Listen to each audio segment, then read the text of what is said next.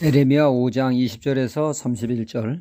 어린 시절 불우한 환경 속에 살다가 예수님을 믿어 국적으로 변화된 삶을 산 분의 그 고백하기를, 자신은 고아로 일정 나이가 되어 사회에 첫 발을 디디게 되었는데 그것은 어두운 세계였습니다. 도둑질을 일상으로 하는 곳이었죠. 난생 처음 도둑질을 하는 날 심장이 멎는 줄 알았다고 합니다. 어찌나 심장이 쿵쾅거리든지 정신이 하나도 없었다고 하죠. 잔뜩 긴장했습니다. 무사히 일을 끝냈지만 죽는 줄 알았습니다. 그러나 하루가 가고 이틀이 가고 도선생의 횟수가 잦아지자 심장 소리도 작아지고 어느 사이 이 일을 즐기고 있는 자신을 발견하게 됐다고 합니다. 이 일이 스릴 만점에 꽤 괜찮은 직업이다라고 하는 말도 안 되는 생각으로 합리화하는 자신을 보게 되었다는 것이죠. 그는 거듭된 제약된 그 행동으로 인해 양심이 제 기능을 상실하는 지경에 이르는 것입니다. 성경적 표현으로는 양심의 화인을 맞은 것이죠. 아무리 작은 죄일지라도 그것이 반복되면 양심이 무뎌지고 죄의식이 사라지고 무덤덤하게 됩니다. 위험한 상태에 빠진 것이죠. 양심이 제 기능을 상실하면 하나님의 말씀에도 무감각하게 되어집니다. 말씀을 통한 찔림이 전혀 없게 되죠. 고로 우리는 양심이 살아있도록 살아있어야 합니다. 사울왕이 다윗을 죽이고자 그를 잡으러 왔다가 오히려 다윗에게 죽임을 당할 처지게 되었죠. 다윗이 마음만 먹으면 사울왕의 생명은 끝장입니다. 다윗은 그를 죽일 수 있지만 살려주었다고 하는 증표로 사울왕의 겉옷을 살짝 베었습니다. 보통 사람 같으면 그 겉옷 조각을 휘날리며 자신을 자랑했을 것입니다. 내가 마음만 먹으면 공연히 나를 괴롭히는 사울왕을 죽일 수 있는 기회가 주어졌지만 그 인생이 불쌍해서 살려주었다고, 이것이 바로 증표라고 떠들어댔을 것입니다. 하지만 다윗은 달랐죠. 그의 양심이 그를 찌릅니다. 내가 한 일이 하나님이 보시기에 과연 기뻐하실까? 하나님이 기름 부어 세운 왕의 겉옷을 자른 것이 하나님의 뜻에 어긋나는 죄는 아닐까 하는 그러한 마음에 그는 몹시 힘들어했습니다. 이는 양심이 살아있다고 하는 증거요, 정상적으로 작동하고 있다라고 하는 뜻이죠. 은혜로운 신앙이 아닐 수 없습니다. 이런 다윗도 반복되는 죄 앞에 그의 양심은 점점 무디어져 무감각한 상태에 빠져 그의 죄를 온 백성이 다 아는데 그만 모르는 양심의 화인을 맞은 적이 있습니다.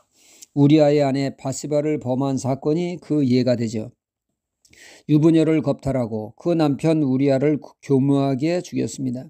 이 어마무시한 간음죄에 살인죄까지 지었지만 양심이 죽으니까 죄에 대한 깨달음이 전혀 없습니다.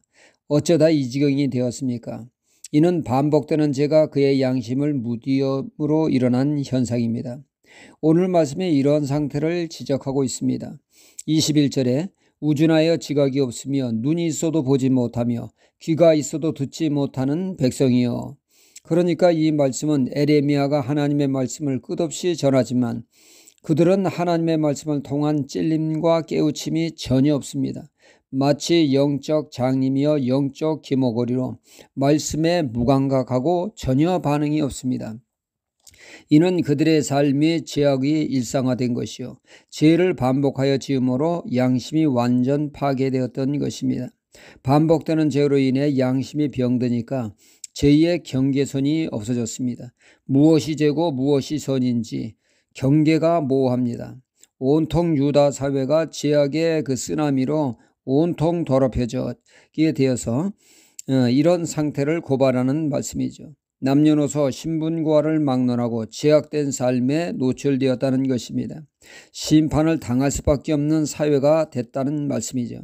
이런 상태의 답은 오직 심판밖에 없다는 것입니다. 우리들 또한 반복되는 죄로 인해 얼마든지 이럴 수 있습니다. 고로 작은 죄라도 우습게 가볍게 보아서는 안 됩니다. 반복되는 죄가 양심을 무디게 하여 하나님의 말씀에 찔림을 받지 못하게 하는 영적 무감각 상태에 빠지게 되기 때문이죠. 혹여 우리는 착각하고 있지는 않습니까? 남의 잘못은 잘 깨닫고 알면서 정작 자신은 말씀의 도전도 찔림도 없는 신앙이 정상인 것으로 착각하고 있지는 않습니까? 대단한 이는 착각이죠. 양심이 살아있으면 말씀에 찔림이 있는 것은 지극히 당연한 일입니다. 우리는 늘 죄 가운데 살고 있기 때문에 그렇습니다. 죄를 깨닫고 회개하는 자에게 소망이 있습니다. 남의 잘못을 기가 막히게 하는데 정작 자신은 말씀에 깨우침이 없다면 이는 우리 자신이 영적 기모거리여 영적 장님의 상태라고 하는 사실을 알려주는 것 아니겠습니까? 우리는 열린 귀가 열려 늘 영의 눈이 띄어 하나님의 말씀에 반응하는 영혼이 소생케 되어지는 하나님의 역사가 있어야겠습니다. 할렐루야.